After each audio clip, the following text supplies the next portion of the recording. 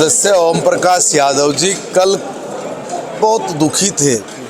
उन्होंने आज भी अपना विषय रखते हुए कहा कि देखिए, मैं ना तो सरकार के जवाब से संतुष्ट हूँ और ना मैं विपक्ष की बातों से संतुष्ट हूँ।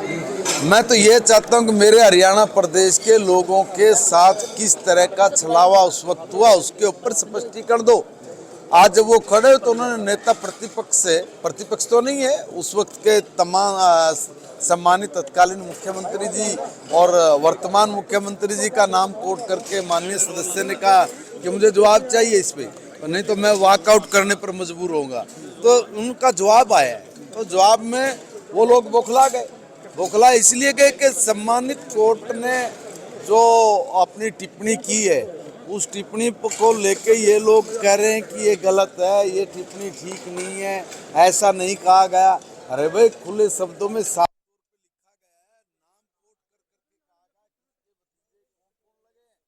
और माननीय सम्मानित सदस्य का ये बनता था जायज कि किस तरह से हरियाणा प्रदेश में जो मेरिट है उसको कैसे कुचला जाता था।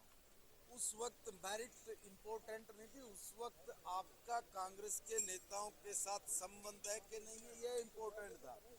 कोई सांसद, कोई विधायक आपकी पकड़ में है कि नहीं है, वो इम्पोर्टेंट था। उसके साथ पैसा इम्पोर्टेंट था। मैं साफ तौर पे ये कह रहा हूँ कि जितना बुरा हाल उन 10 सालों में हुआ, जो 60-65 हजार नौकरियां इन्होंने 10 साल में दी थी, वो किसी हरियाणा के आदमी को नहीं दी, वो उन्होंने तो चाचे भतीजों को दी है। बस इससे आगे इन्होंने कभी अपने कदम नहीं बढ़ाए। और हरियाणा में कहावत है कि भाई अपना भरा जगत का भरा, और इनका अपना बढ़ जाए आदमी का तो वो सोचता सारे जगत का भर गया।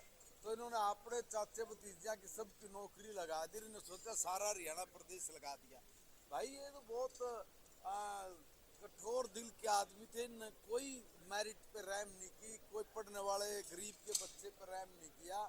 इतनी बुरी दुर्दशा की कि हर व्यक्ति वो इस भावना से आहत हुआ कि हमारी जो इतनी हमने पढ़ाई की है, इतना हमने अपना जीवन लगा रहे हैं कि भाई हम लोग ईमानदारी से पढ़ के आगे बढ़ेंगे, तो वो लोग जब अगर थक हार के क्या करेंगे, वो फिर कहीं की गलत दिशा पकड़ेंगे। बड़ाओ माननीय मनोहर लाल जी का, जिन्होंने निर्णय लिया कि कोई विधायक, कोई सांसद नहीं, यहाँ तो भाई मेरिट चलेगी, मिला, उनको नौकरी दी। और नौकरी नहीं दी, ये जो उल जुल तरीके से 1,20,000 लोगों को जो भर्ती भी गए थे, उनको भी हमने तो गारंटी दी है और उन लोगों को भी हमने पक्का करने का काम किया है। सर इस बजट को हाँ जी, सीएम ने जांच की बात कही। जांच करेंगे अगर सीएम साहब ने कही है। सर एक है ना, नया बजट बताया जा रहा है, कोई मनोहर बजट भी कह रहा है, आप किस तरीके से देखते हैं? देखिए, नायब श्रेणी सम्मानित मुख्यमंत्री हरियाणा प्रदेश ने एक बहुत नया बजट पेश किया है। और ये जो बजट है, इस बजट में कोई भी वर्ग अछूता नहीं रहा है, कोई भी क्षेत्र अछूता नहीं छोड़ा। आज दुनिया के सामने जिस तरह के चैलेंजिंग हैं, उन चैलेंजिंगों को अभी एक्सेप्ट करके हम लोगों ने बजट में उसका प्रावधान किया है। नई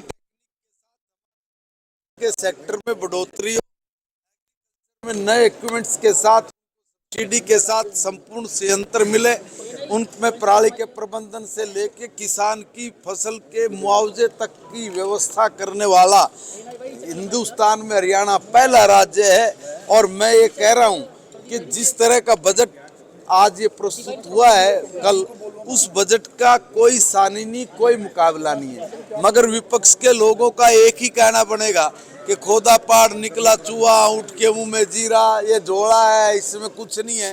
अंधे को तो अगर ना दिखे तो समझ में आती है, मगर अगर जो आंखों से अंधे नहीं है, अकल से अंधे हो, तो उनको समझाना बहुत मुश्किल है।